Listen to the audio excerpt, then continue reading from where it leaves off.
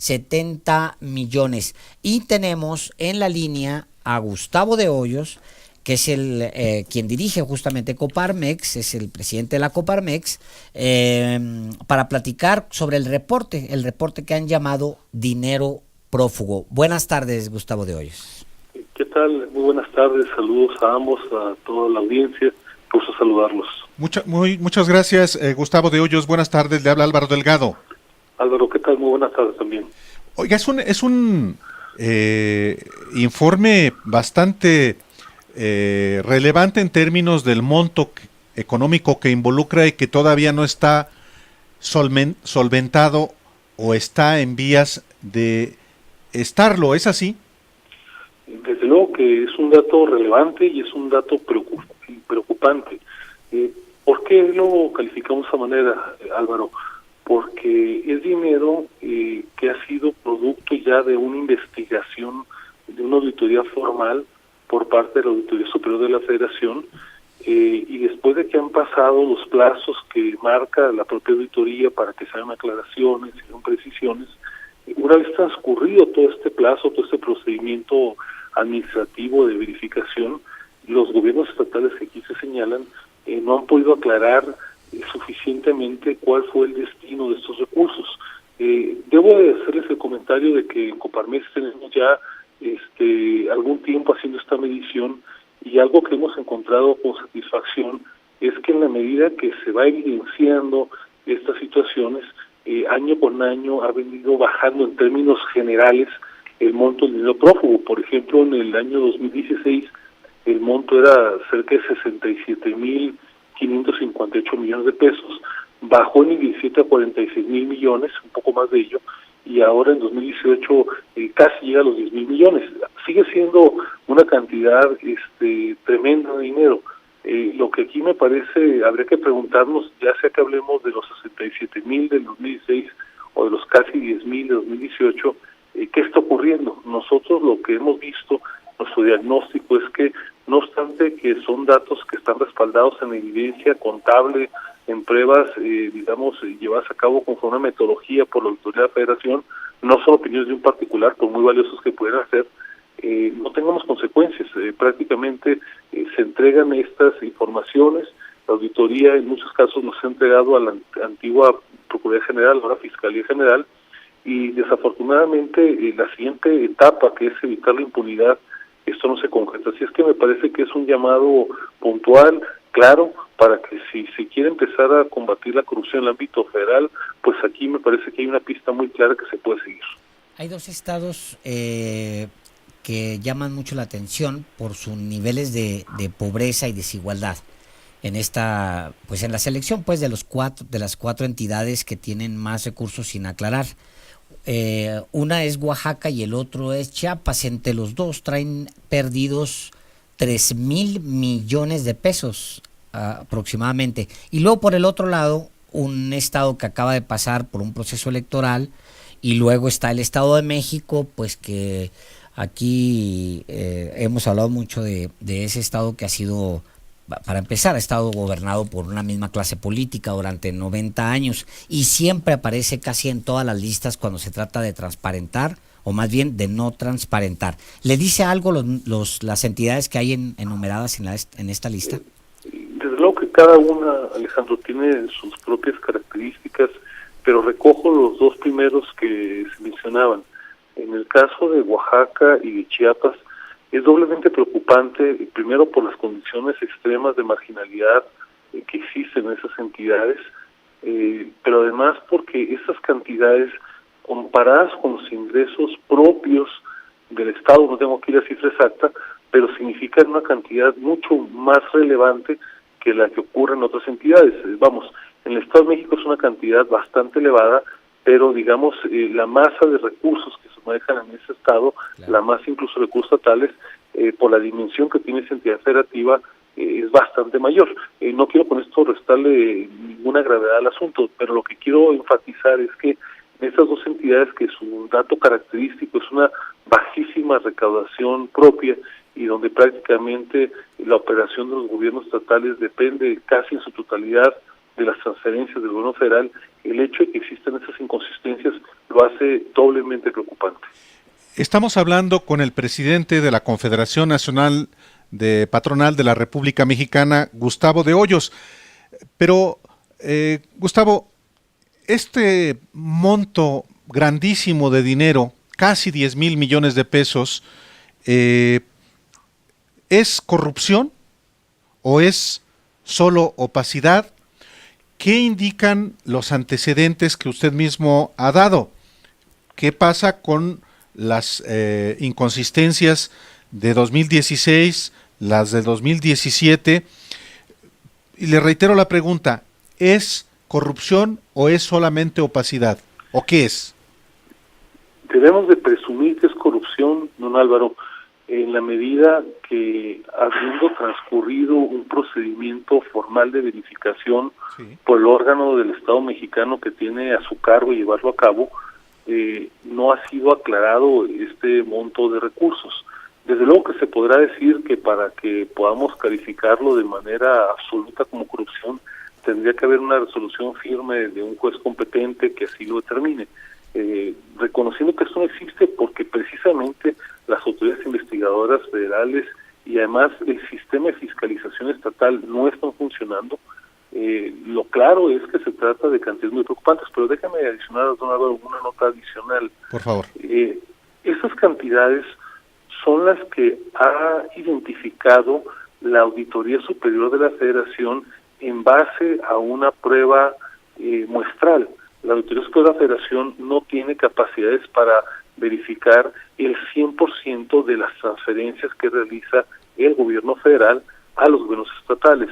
Dicho de otra manera, es apenas un pequeño universo representativo, sí, pero un pequeño universo el que está siendo auditado.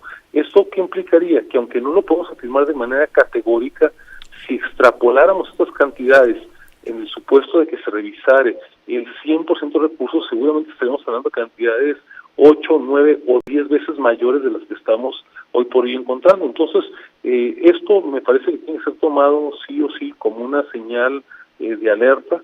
Me parece que la Secretaría de Función Pública, desde luego la propia Auditoría y la Fiscalía General, en su Fiscalía Anticorrupción, tienen aquí una tarea incumplida.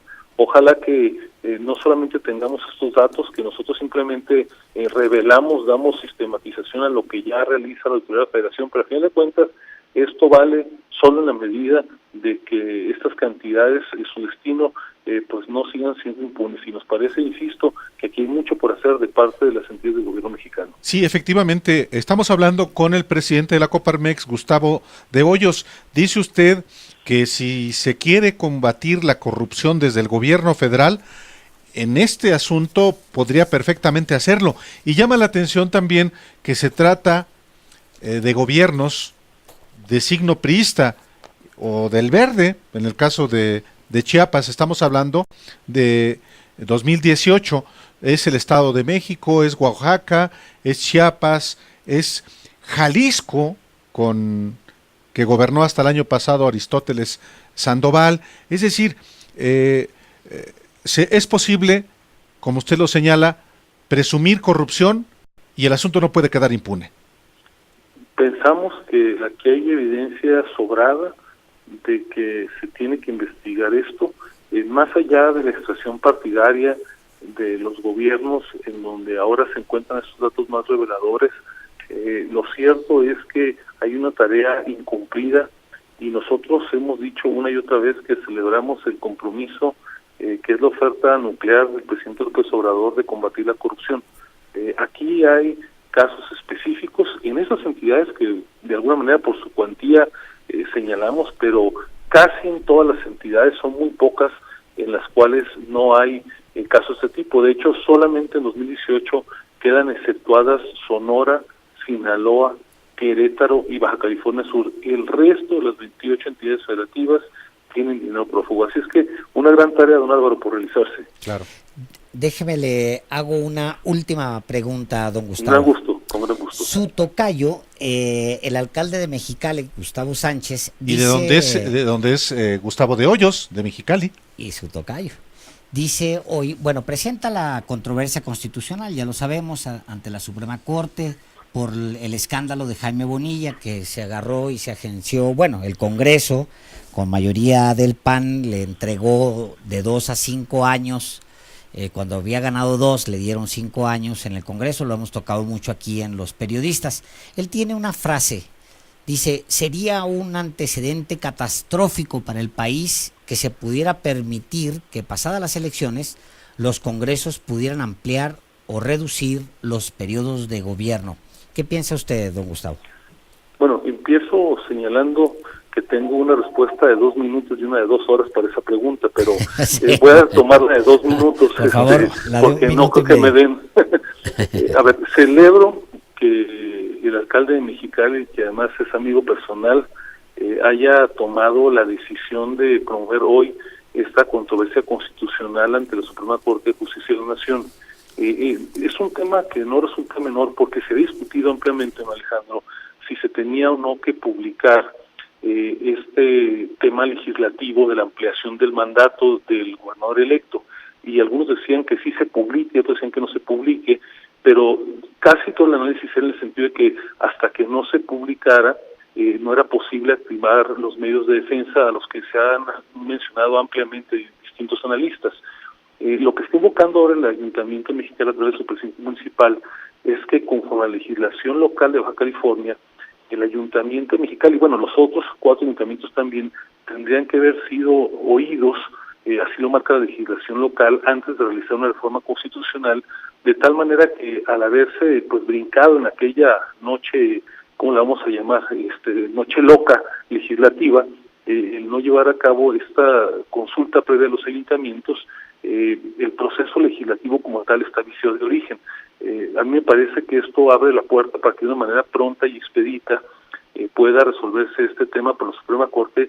Y bueno, entrando a fondo la pregunta, coincido absolutamente que sería un precedente gravísimo, no para Baja California, para el país en su conjunto, porque más allá de colores, más allá de Bonilla, más allá de Gustavo Sánchez, lo que está en juego es la solidez del derecho inalienable que tienen los ciudadanos de elegir a sus gobernantes de una manera auténtica, es decir, por un periodo determinado. Yo celebro que se haya presentado esto, ojalá que pronto la Suprema Corte de Justicia, que es la que tendrá que resolver esta controversia, aborde el tema de fondo, de tal manera que esta situación pueda quedar resuelta de manera ejemplar. Oiga, don Gustavo de Hoyos, ¿qué opinión tiene del gobernador saliente de Baja California, su paisano Kiko Vega? Pues los resultados yo creo que están claramente expresados, don Álvaro, en las urnas. El Partido Acción Nacional tuvo una debacle electoral que me parece que solamente puede ser identificada como una pérdida de la confianza de los ciudadanos y que eso evidentemente tiene que ver, sí en alguna medida, con la corriente que se respira en todo el país de dominancia de un partido político emergente, pero de manera sustancial, ese es mi diagnóstico personal y como sé que no soy ningún politólogo, pues una falta de cumplimiento de los... No, me refiero a la corrupción. Bueno, la falta de cumplimiento de una oferta política que incluye actos bochornosos de corrupción, pero me refiero que aquí no solamente perdió, digamos, el PAN su candidato a la gobernatura, sino que perdió absolutamente todas las posiciones. Me parece que esa es una clarísima llamada de atención de que cuando cualquier partido, no importa su extracción, no importa la dominancia que haya tenido una entidad, como en el caso de California, hay malos gobiernos, los resultados pues tienen que darse, ¿no? No, perdón que le insista, pero usted que es empresario de allá de Baja California y de la Coparmex, ¿usted sabe de la corrupción del gobernador? Nosotros en la Coparmex lo hemos denunciado, Álvaro, una y otra vez, a lo largo de los 6 años de la gestión del actual gobernador, ha habido reiteradas posiciones, no una ni dos, sino reiteradas posiciones por parte de la Coparmex en ese sentido. Muchísimas gracias. Gracias, Gustavo de Hoyos, presidente de Coparmex, por estar en este espacio. Muy buenas tardes. Gracias, Alejandro. Gracias, Alba, por tu oportunidad. Buenas tardes.